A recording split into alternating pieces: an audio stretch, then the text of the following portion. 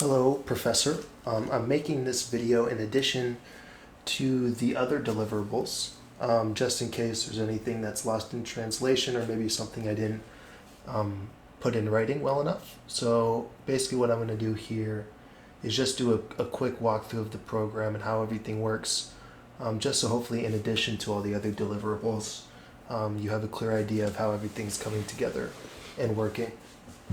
So the first thing I'm going to do is just run the program, show you what should happen, just so you know if there's any bugs or errors that you're running into. So the first thing is that this program was designed to run on Windows. I believe the way that I'm calling CLASP is only going to work on a Windows machine. So just to be safe, I think that when you are testing this program, you should also be running Windows. Okay. In addition to that, this project also makes use of the SymPy Python library. So if you don't have SymPy installed on your machine, you will likely not be able to compile the program. And I'm sure you're aware of this, but just in case, to install SymPy, all you have to do is run a quick pip command pip install SymPy, and then you should be ready to go to run the project. Okay, I believe all of the other libraries that we're using do not require installation, but if they do, just a heads up that you may have to pip install some of those as well, but I don't think you should. Okay, so now let's run the program. There's really only one Python file, just main.py, so that's what we're going to run. Okay, and let me quickly switch displays here, just so you can see everything. Okay, so when I opened the program, this is what appeared. You can see the text fields are automatically populated with the data we used, the test instances we used while developing this project. So if you leave it like this, you should get the same output that I'm about to show. So how this works is this is all being read from our file subdirectory. Attributes is being read from this file. Constraints is being read from this file. Preferences for penalty logic are being read from here, plus ballistic from here, and qualitative from here. And again, these are all in the files subdirectory of the project folder. Okay, if you make a change, for instance, let's say instead of soup, I say, let's say like breadsticks, right? And I hit apply changes.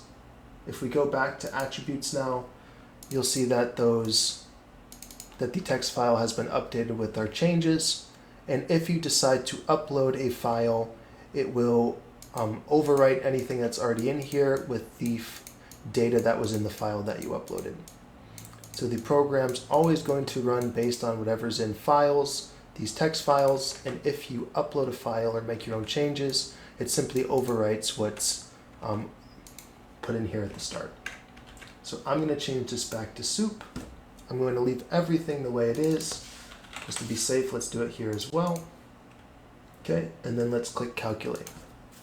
So depending on your test instance, depending on however many feasible objects there are, your program may have the appearance of freezing, but that is not actually the case. It's not actually freezing.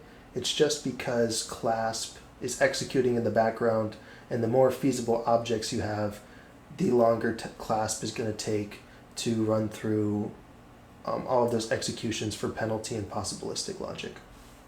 Okay, so when we hit calculate, once everything's done, we get 4 different windows opening up.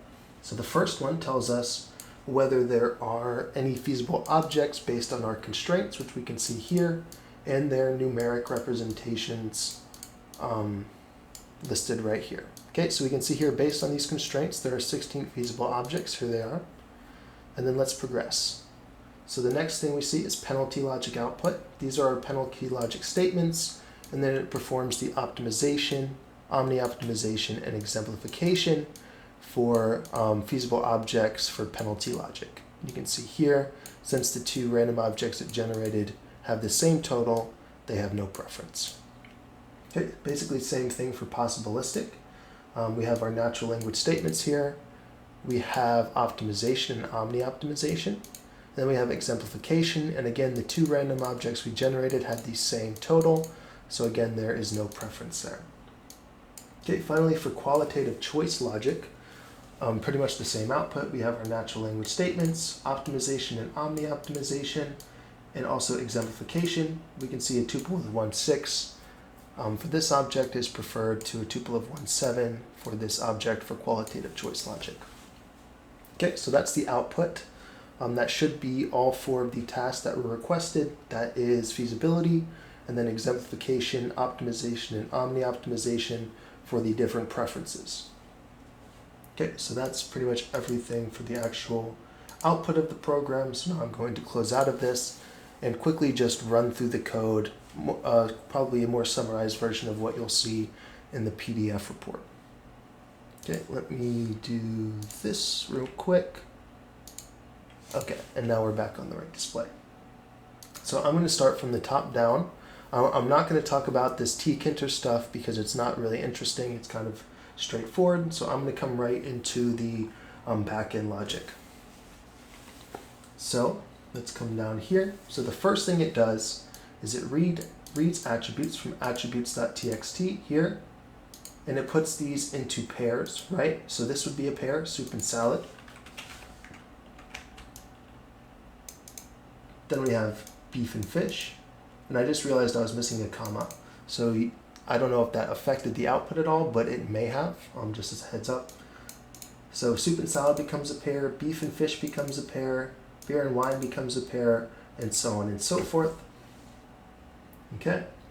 Then what we do is using these pairs is we create a dictionary which will hold keys, which are natural language representations of these words, and the values at those keys will be their symbolic representation.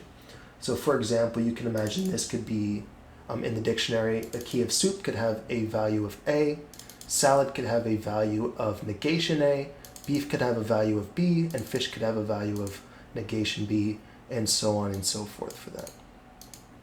Okay, so we also have an operator for our dictionary, or a dictionary for our operators like and, or, not, if, better than, and these are used for transforming natural language statements into prop logic statements with symbols. Okay, again, all these steps are just, again, using the dictionary and putting items into those keys, or putting values into those keys.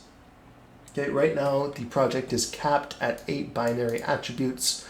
I could add more, but since the project specifies that we're only expected to have 8, I have capped the program at 8 binary attributes, and these are their symbolic representations. Okay, quick note, we do skip I and J because in SymPy, E and I, because those are reserved symbols that we can't use like we are here in SymPy. So that's why we skip E and I, just in case you were curious. Okay. Then we read the constraints file, concatenate everything into a single statement, put together with and. So if I scroll up, again, this is the constraints. So we can see hard constraints. It's just everything from that file, concatenate together with and. So there should be super beef, and not reservation or to go, and so on and so forth. Okay. Then what we do is we use those dictionaries we created earlier with their symbolic representations to convert this statement, right, into this statement here. This is done using dictionaries. And then from here, basically what we do is then over a couple of steps that I don't really want to get into the details of, we essentially convert this into a series of clasped clauses that represent our hard constraints. Okay, now that we have clasped clauses that are in valid syntax, we write those to a valid class CNN file. So for example, here, right? We create the class file here, and then we also execute it. And you can see that our class file here, and it successfully executed, and it says, based on the class output, right? which tells us there are 16 feasible objects, right? That is where this is coming from, and this is saved into a list called models. Right? And just to show you how we actually execute Clasp, we use subprocess.run and just save it into standard output inside this file Clasp output. Okay? We determine whether it's satisfiable. If it is, we print the number of feasible objects. Otherwise, we print that there are no feasible objects. And that's what that part does. Okay, then we come into penalty logic. We essentially convert these statements from natural language into Clasp clauses, but pretty much the exact same process we use for the constraints. So I'm going to breeze over that. Right, it's basically the same process. And then we construct a table to calculate penalty preferences, exemplification, optimization, and so on. So you can see here, these are our feasible objects. These are the different penalty statements in class form. And basically what we do is we go through each row/column here, and we determine whether this object satisfies these penalty preferences. If it does, it gets a 0. If it does not, it gets a 10. Once we've constructed this table, then we go through and compute the totals for each row. And these totals are what we use for optimization and exemplification. Okay, basically the same exact thing for possibilistic. If you look here, you can see it's basically the same exact process. It's just we're changing it slightly to be for possibilistic rather than for penalty logic. But essentially the same exact process is being used for possibilistic and penalty. So I'm not going to go through the possibilistic code. All that's left now really is the qualitative choice logic. So the qualitative choice logic, I think, is interesting. Maybe because I'm the one who did it, but I do think it's interesting. So I don't want to get stuck in all the details of the way I did things, because I'm sure there's an easier way. But essentially, let me show you the output and then explain the output. Gotta hit calculate. Okay. So this is our qualitative choice table, and the first thing I want you to focus on is everything except these last two columns. So this is what we're doing in our initial step. You can see here, like, this is our implication. If that's false, we just apply affinity. Otherwise, we continue looking through, and that is how we are determining these values here. Again, there's a lot of different scenarios and edge cases and stuff that I don't want to get into, but essentially we are calculating, I believe, the correct values for each row and column. Okay, then we calculate the totals, which are a tuple. Okay, the first number in the tuple is the number of infinities. You can see this row has one infinity, and the second value is the sum of non-infinity elements. So since in qualitative choice logic, infinities are least preferred, we can assume that one infinity with a non-infinity sum of 9 is preferable to two infinities with a non-infinity sum of 0. So that's why the number of infinities is first, because it's the most significant digit when we are trying to calculate like exemplification, optimization, that stuff. Okay, then this values here. We use this to help us again with equivalence and non-comparisons. So basically the idea here is we take these objects.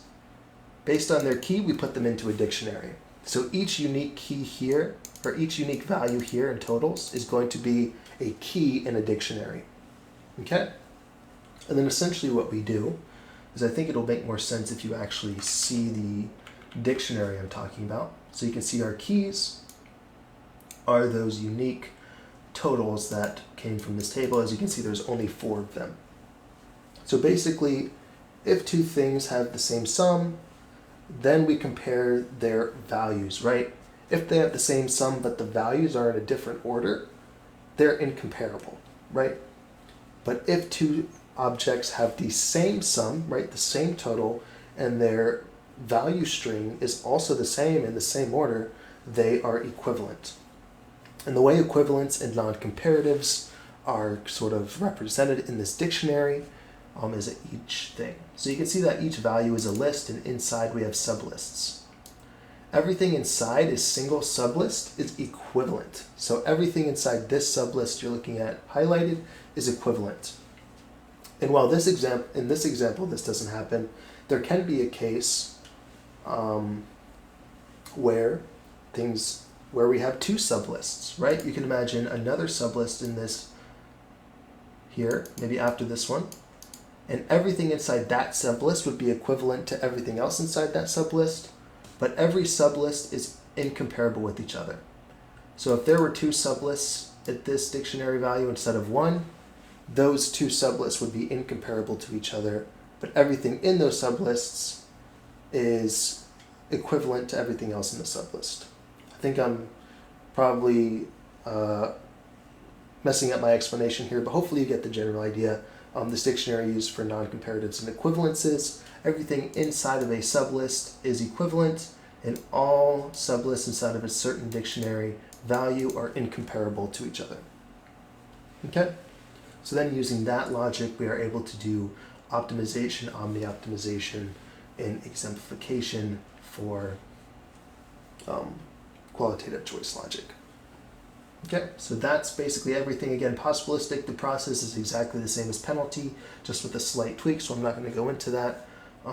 But hopefully this little breakdown sort of showed you, maybe in a little more detail or maybe a little less detail, sort of the process our project is going through to perform all these tasks. And in the project PDF report, I did put line numbers for each step in this file. So as you're going through, you can sort of follow the line numbers and see what code is exactly completing which step.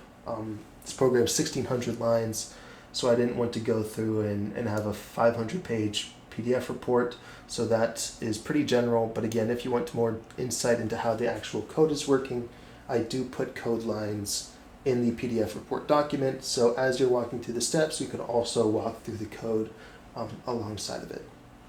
But that is pretty much everything. Hopefully I didn't forget anything in this little demonstration. Looks like it's almost 20 minutes now, so I'm going to stop now. But yeah, thank you.